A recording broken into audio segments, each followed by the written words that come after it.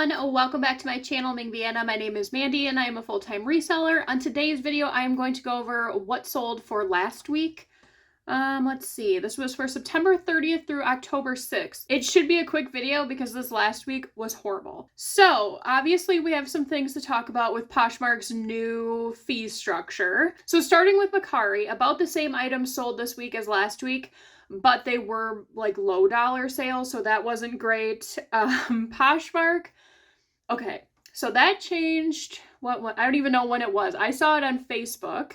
I didn't know anything about it until people were like posting these graphs and stuff, and I'm like, what is going on? So I looked into it a little bit. Prior to that day, which maybe was Thursday, I had 2 sales all week on Poshmark. So Monday, Tuesday, Wednesday, 2 sales. Okay, so then it changed, and then I didn't get any more sales until Sunday afternoon when I sent out 40% off offers. So, I mean, I just don't understand what's happening, because when I go on Facebook in the Poshmark groups, there's some people are like, I am having the best sales week of my life ever since it has changed this fee structure. I'm getting all of these full price sales, and I'm just like, how is my closet getting nothing when last week I had like over $500 in sales? There has to be something going on where certain closets are kind of being shown more than others, because I don't understand how else that can be. I'm still listing 10 new items 7 days a week. I'm delisting, relisting up to 20 new items a day. So it's not like I'm not listing. I am sharing all day, even at night. I have desirable items, so I don't know what to think about Poshmark. As far as the fee structure goes, I'm not a huge fan. I do like the fact that when you have high dollar sales, it seems to make more sense, but kind of like that 15 to 25-ish from what I'm seeing in the math, depending on what the shipping's going to end up being, and depending on if there's tax or not involved and how much tax, you could be making less. With that being said, I understand that Poshmark is their own business. They need to make money. That is kind of telling me that maybe things were not going as well as, maybe they had been portraying, just because now they are making, money from both sides, where before it was, they were just getting the fee. So we'll see what happens with Poshmark. I really wish that they would give us more time. I don't really know what I would have done with that information, I guess. But it just seems like these platforms, all of them, Mercari did it like during the night. ThredUp changes their policies and doesn't really tell anybody until you notice it. So once again, this is a great example why I think it is very important to cross list, to make sure you do not have all of your eggs in the same basket. I'm seeing a bunch of people, saying I'm closing down my Poshmark closet. I think that's a bit extreme. There have been so many different changes recently in the platforms where there are seller fees. Mercari did it. Depop has done it. I've heard some rumors that eBay potentially might be doing it, that I believe they're doing it in different countries. Unfortunately, I think that is going to become the new norm. What that means for reselling in the later future, I don't know. I was just kind of thinking about this the other day, especially with shipping prices always going up. I understand that there is a need for it, but it seems like within the last couple years, it has gone up faster than in previous years. And at some point, it's, going to be too much for people to be like, yeah, I'm not going to pay $10 to get a t-shirt shipped to me. So I don't know what reselling is going to look like in 5 to 8 years if you sell online, but I'm not going to worry about that now. So on eBay, I still had, I think it was either 35 or 40% off some summer stuff that is going to be ending at the end of this week. And then I did do a sale, 30% off on all of my hats. I believe it's all the hats. I have quite abundance right now, so if I can move some of those, that would be good.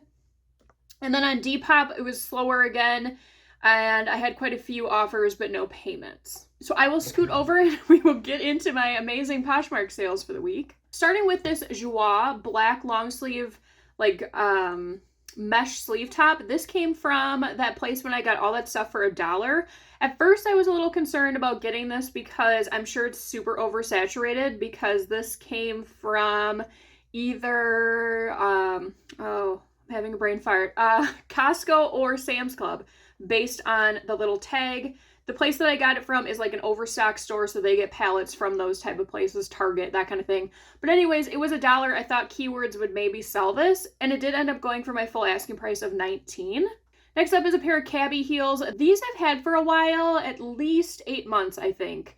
I thought they would have went. They're a pretty cute style. Animal print is supposedly back in. They were a size 9, so they ended up going for $21. Next up was a Zara men's like trench coat, wool trench coat. I probably had this overpriced once I looked at comps. I sent the 40% off, and then they came back with like $30. And I'm like, I'm not doing an additional, I don't know the math on that, percent off. So I thought I better just look at what comps look like, because maybe my, thought process on this is too high. So there were some that were going for fairly cheap, but I'm wondering if they were like from someone's personal closet. Anyways, this was a really big piece. It was taking up quite a bit of room in my closet. So I ended up letting it go for $45. This came in, I think, a Helpsy source box, men's box, and that was quite a while ago. So this ended up going for $45. Next up is a J. Crew pajama set. That came in that awful Helpsy source box. This one has had quite a bit of attention on it, and it did end up going for $30. And then the last item to go, this was also in that sale that I had. This was from The Buckle. It was just like a longer cream duster cardigan, and it ended up going for $13. Now on to Mercari. This brand, Santity, I'm not exactly sure if I'm saying that correctly. I found these at the bins. They were all together, excellent condition. They are an Amazon brand, but I kind of have been playing with that a little bit. If I can find multiples of the same size and they're in excellent condition, I will pick them up and then put them in lots. Just because some people do enjoy those brands and they might not want to pay full price for them. So I ended up taking an offer of $30, which was fine because I probably only paid, I don't know, $3 or $4 for them at the bins, and then on Mercari I do get the full $30. This I actually just picked up at the Goodwill bins. It was in my haul, which I think yes, I just posted that on Monday. This was the webbing for a lawn chair, and it ended up going for an offer of $8.25. Next up is a pair of, I don't even know how to pronounce this, patent leather heels. These came in a thread-up box. I don't even know how long ago at this point. Someone did offer me $24, and I was fine to take that.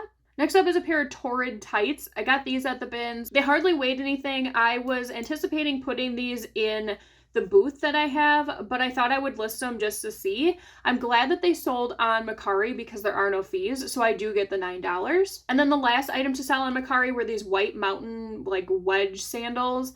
These also came in a thread-up shoebox, and they did go for my full asking price of $20. Next up on eBay, this REI Co-op puffer vest was at the bins. I'm surprised no one took it.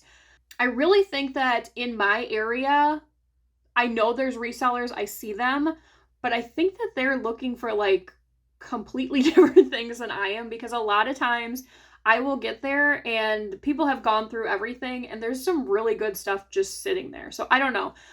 This ended up going for an offer of $26.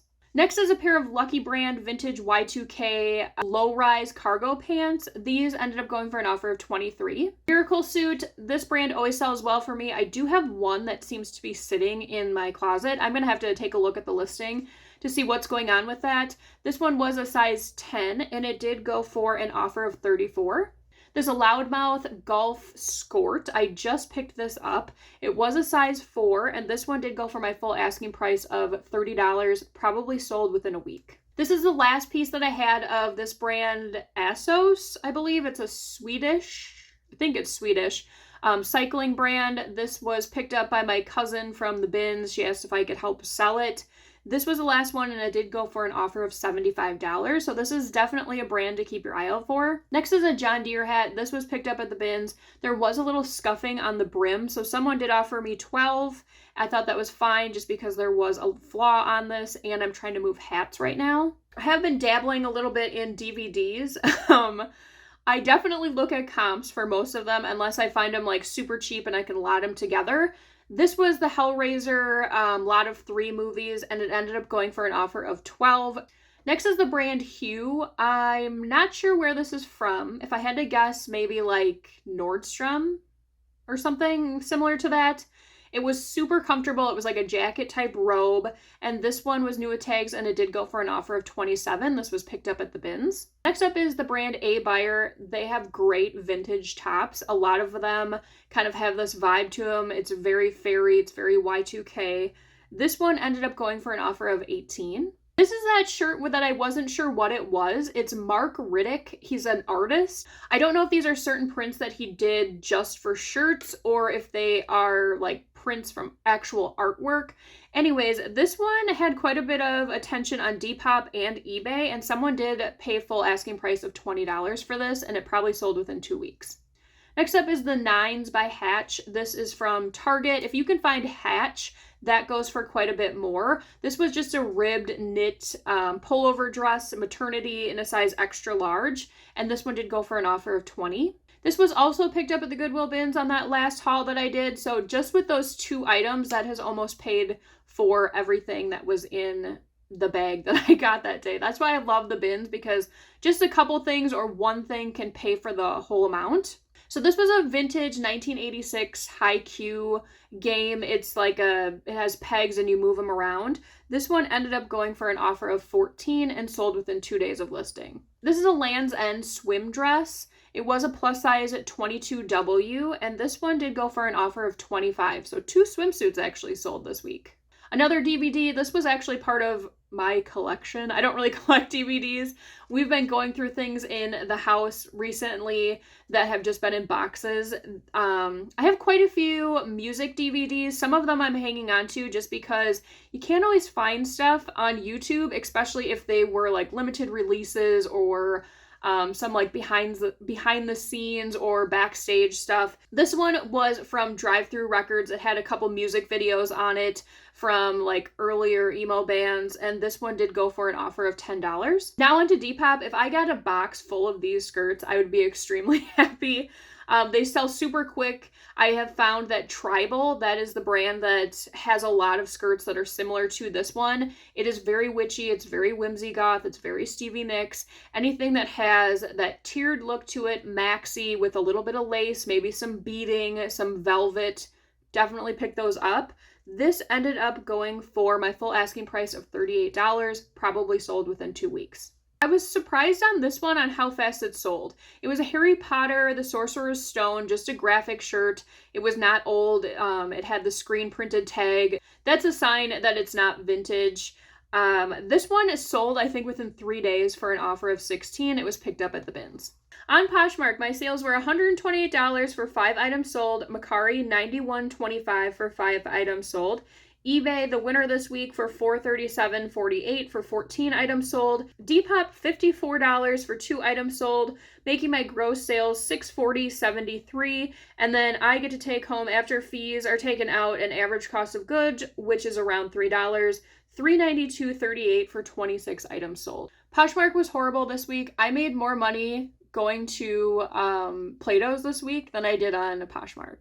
So if that says anything to you, I don't know. I feel like my closet is being shadow banned or something. I will continue listing there just because it's free. I might as well. I do get some sales, but I don't know. I don't know what Poshmark wants from me. I feel like I am saying this weekly. There are other people that are selling similar items to me that I see doing better. So I don't know. Is anyone else feeling this with Poshmark? How have your sales been before the change, and I guess after this change? Was there a difference?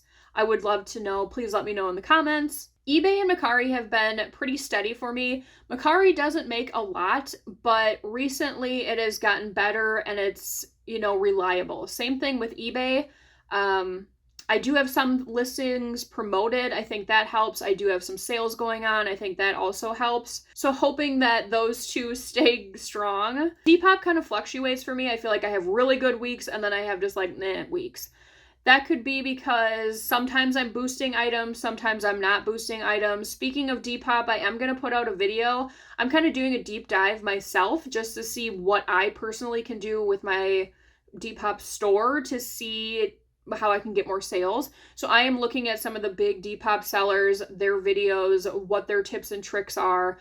I did have a viewer reach out and ask if I could make a video on how to list on Depop, so I figured this would be the perfect timing to kind of just put it together. I am not an expert on Depop by any means, but I think I do a pretty good job of retaining information and then letting you guys know what I am finding. So if you are a Depop seller or you want to become a Depop seller, make sure to check out that video when it does come out. I am going to kind of go over just how to list on there, what all of the keywords mean, what the hashtags mean, and all of that. So if that is something you're interested in, make sure to stay tuned. I did just set up my booth today. If you are new to the channel, I have a consignment shop in town where you can rent a booth for a certain amount of time, and then you get a portion of the sales depending on what sells. So I did just put that up tonight, so I'm kind of excited to see how that goes. I have an app on my phone so I can track the sales, so I'm sure I'm going to be like anxiously looking at that constantly. I am making a video about that. It'll probably be a little bit more into the future just because I want to kind of give you some payouts that I'm getting, you know, not just like, here's the booth and this is what I put in it type of deal. So that will be kind of a longer form video. I will end today's video with anyone that is a viewer from Florida or anywhere that has been affected by the hurricanes and the current one that is coming, and it looks absolutely terrifying. My thoughts are with you. I hope that you guys are safe, that you have hopefully made it out. I know that that is not you know, a luxury for everyone to be able to just leave. And I hope that everything somehow turns around and it's not as bad as they are anticipating. So I will see you guys on my next video. Bye!